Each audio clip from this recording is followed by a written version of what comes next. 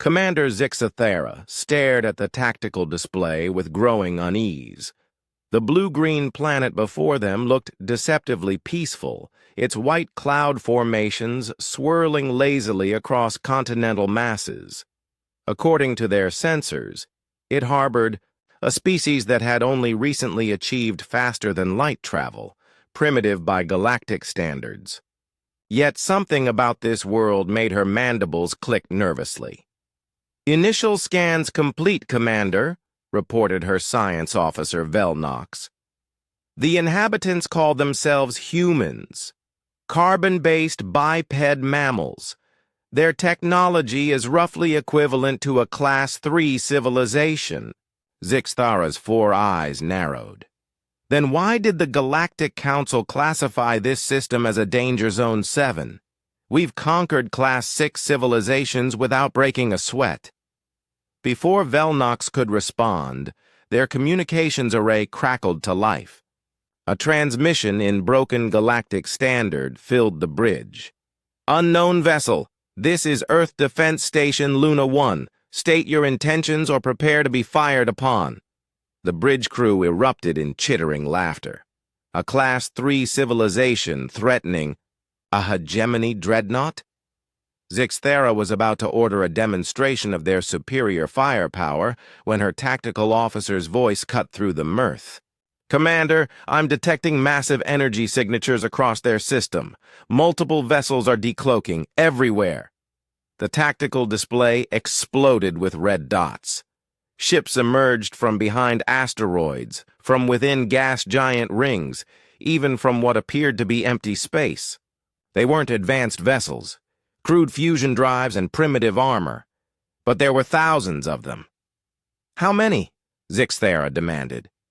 "Still counting, Commander. Current tally, 47,000 vessels and rising." Zixthera's blood chilled. No species maintained fleets that large. The resource expenditure alone would bankrupt most civilizations. "Impossible. Our intelligence indicated they barely had 100 ships."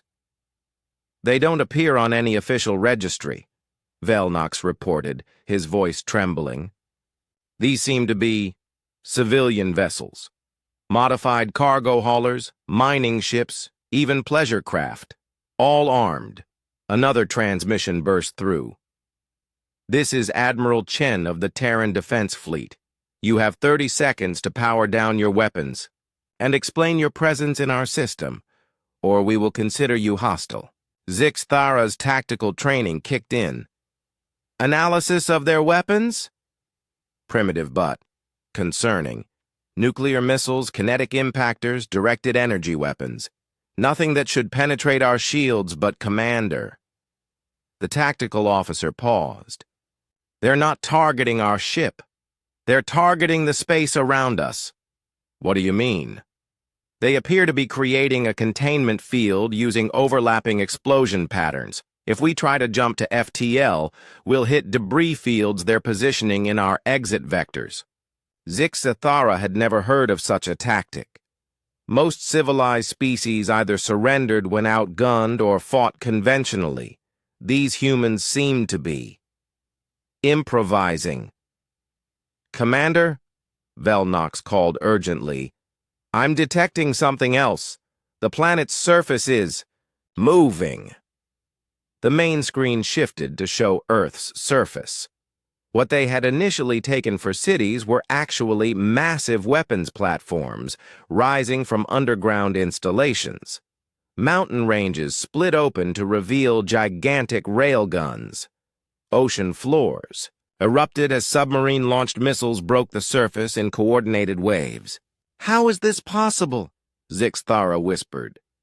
"It appears," Velnox said, his voice barely steady, "that their entire planet is weaponized. Every city, every settlement, every installation has been converted into a potential military asset." A new voice joined the communications, older and somehow more terrifying in its calm tone. "This is President Martinez.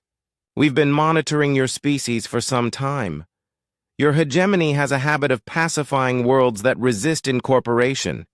We decided we didn't like that policy. Zixthera's mind reeled. You've been monitoring us? That's impossible with your technology level. You'd be surprised what desperate people can accomplish. We've had teams infiltrating your space for decades. Did you think it was coincidence that 3 of your recent conquests experienced simultaneous technical failures in their defense? Grids! The implications hit Zixthera like a plasma bolt. The Velnari system, the Kresh homeworld, the Tritonian colonies. All had fallen far more easily than projected due to mysterious system malfunctions. Human saboteurs. You see, President Martinez continued, you made a fundamental error in your assessment of Earth. You assumed we were dangerous because of our technology or our numbers, but that's not what makes us dangerous. Then what? Zixthera found herself asking. We're dangerous because we don't know when to quit. Every species you've conquered had a point where they calculated the odds and surrendered. Humans don't work that way. We've been fighting ourselves for millennia, and we've learned something important. There's no such thing as impossible odds, only insufficient motivation. As if to emphasize the point, Zixthera's sensors detected more movement. Asteroid mining stations were repositioning themselves into orbital bombardment positions.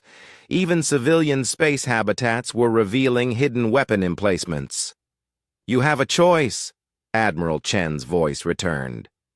Leave our system now, and we'll consider this a misunderstanding. Try to pacify us, and you'll discover why evolution made humans persistence hunters. We don't stop, we don't quit, and we never, ever forgive. Zixthera looked at her crew. 400 years of military training told her to fight. But 40,000 enemy vessels, an entire weaponized planet, and the growing realization that humans had been planning this confrontation for decades told her something else entirely. Set course for the jump point, she ordered quietly. As they limped away from Earth's system, Velnox approached her command chair. Commander, should we report this encounter to the hegemony? Zixthera thought about the implications. A species that turned their entire civilization into a weapon. A people who infiltrated enemy space decades before first contact. A race that saw impossible odds not as a reason to surrender, but as a challenge to overcome. No, she said finally. We're going to recommend that Sol system remain classified as Danger Zone 7. Permanently. Behind them, Earth continued its slow rotation, looking as peaceful as ever. But now Zixthera knew the truth. The most dangerous thing about Earth wasn't its weapons, its technology, or even its people. It was that humanity had turned survival itself into an art form.